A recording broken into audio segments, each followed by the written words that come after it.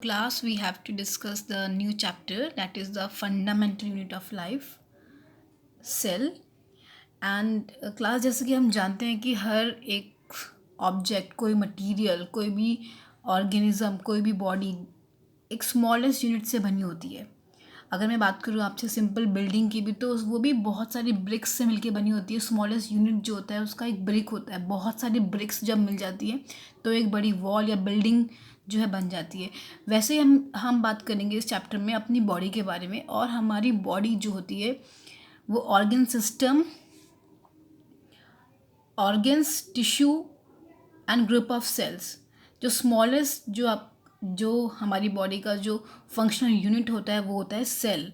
तो जब बहुत सारे सेल्स मिलते हैं तो they will constitute tissue, and tissue combine to form organ like liver, kidney, lungs, etc. And the whole body system, whole organ system which make a human being, that will make organ system, and that organ system constitute the body. Okay, so the smallest functional unit जो होता है वो होता है हमारा cell. You can see here cell can combine to form cluster. This is called tissue, and the tissue which they perform same function and they have the same structure. Okay, and the topics that we have to discuss in this chapter is introduction to cell, discovery of cell, cell theory, prokaryotic and eukaryotic cell, shape and size of the cell membrane, cell wall, cell organelles and their function, diffusion and osmosis, types of solution, and cell plays in different types of solution, difference between plant cell and animal cell. So we have to discuss all these topics in this chapter. Okay, so first listen now.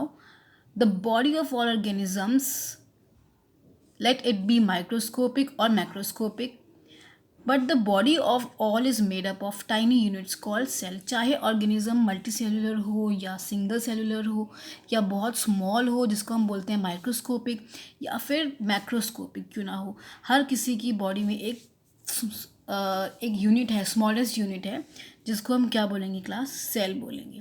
That unit is called cell. Cell combine to form tissue, tissue make organ make organ system, and that will create an individual. Okay, so it means अगर हम यहाँ से conclude करें तो हम ये जान सकते हैं कि जो सेल होता है that is the structural and functional unit of life. हमारी लाइफ का वो एक स्ट्रक्चर यूनिट भी है. और क्यों हम बोल रहे हैं ये स्ट्रक्चर मीन्स एक बॉडी को एक स्ट्रक्चर मिला है, उससे बहुत सारे सेल्स मिल रहे हैं, एक पर्टिकुलर शेप मिल रही है किसी भी ऑर्गन को, और वैसे ही हमारी पूरी बॉडी को भी एक शेप मिल रही है.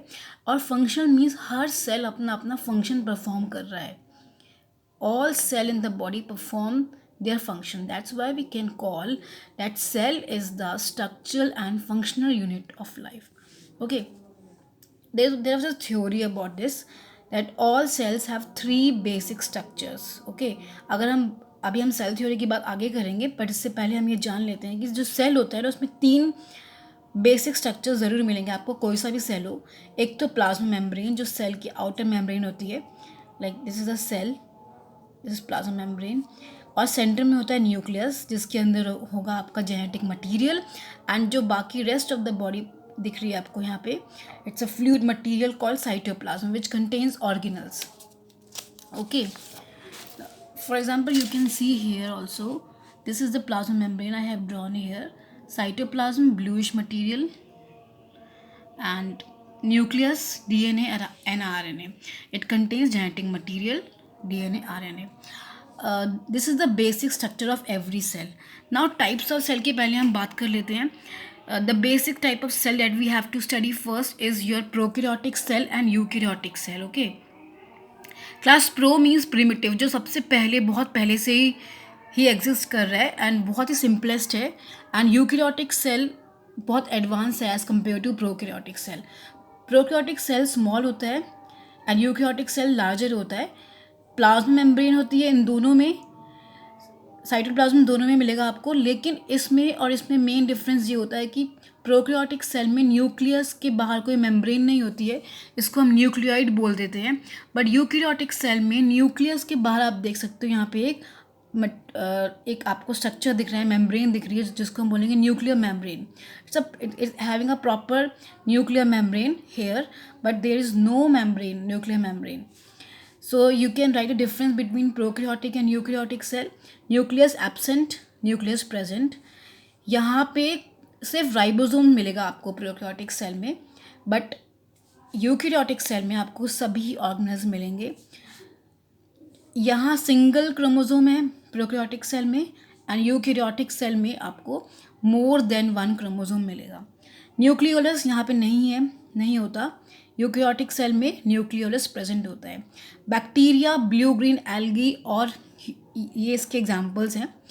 प्रोकैरियोटिक सेल बहुत ही सिंपल सेल होता है ये. एंड यूकैरियोटिक सेल में मैन, एनिमल्स, बहुत सारे ऑर्गेनिज्म जो भी कॉम्प्लेक्स ऑर्गेनिजम्स हैं वो इसमें आएंगे. ओके, नाउ अब हम बात करेंगे डिस्कवरी ऑफ सेल की. So class first, cell was discovered by Robert Hooke in 1965. किसने डिस्कवर किया? अगर हम सेल को पढ़ने जा रहे हैं तो पहले हमको पता होना चाहिए कि इसकी डिस्कवरी कैसे हुई. सो 1965 में रॉबर्ट हुक जो थे उन्होंने सेल को डिस्कवर किया. बार्क ऑफ अ ट्री, जिसको हम कॉर्क बोलते हैं, वहाँ उन्होंने जो कॉर्क था उसको देखा. That is the bark of tree. एक लेयर होती है ट्री की जिसको हम ऑब्जर्व कर सकते हैं, जिसको उन्होंने ऑब्जर्व किया. And he observe small box like structures called its compartment. Okay, उन्होंने क्या बोला? इसको कंपार्टमेंट्स बोला.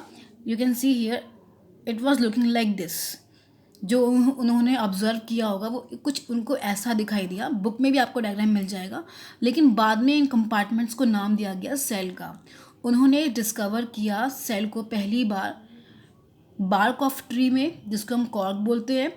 And they observe this box like structures which were later called as cell. Okay, और उन्होंने इसको डिस्कवर किया with the help of microscope, जिसको डेवलप किया था एंटोन वॉन ल्यूवेनहॉक ने.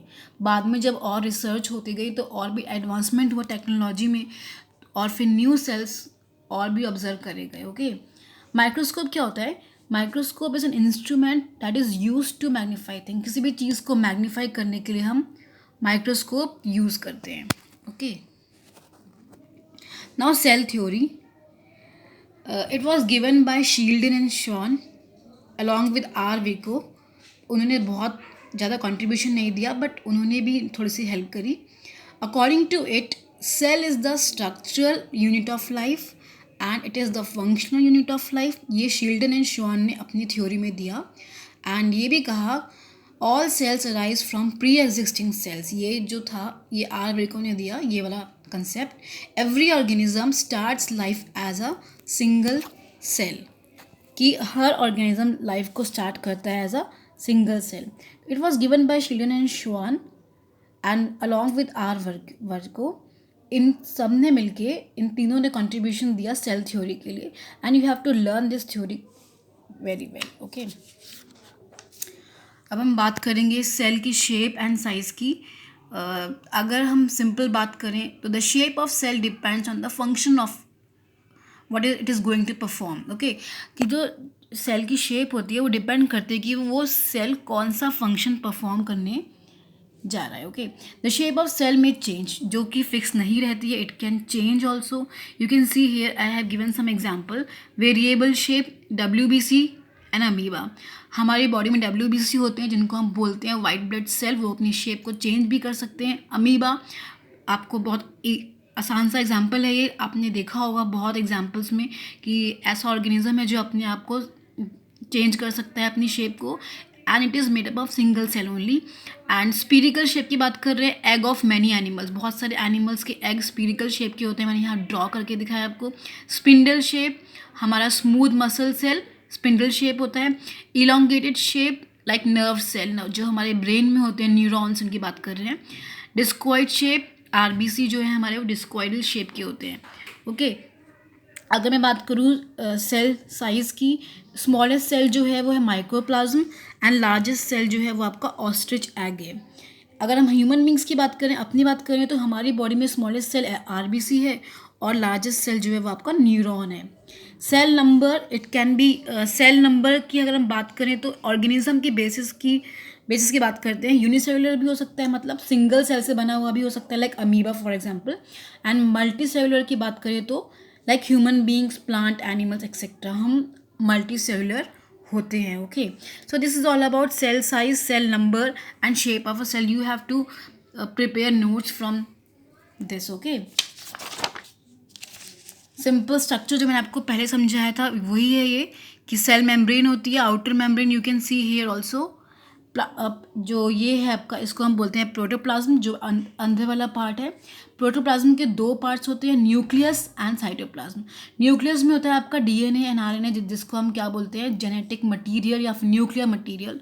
और जो आपका प्रोटोप्लाज्म है उसके अंदर जो सेकंड पार्ट है वो है आपका साइटोप्लाज्म. तो न्यूक्लियस और cytoplasm together constitute the protoplasm.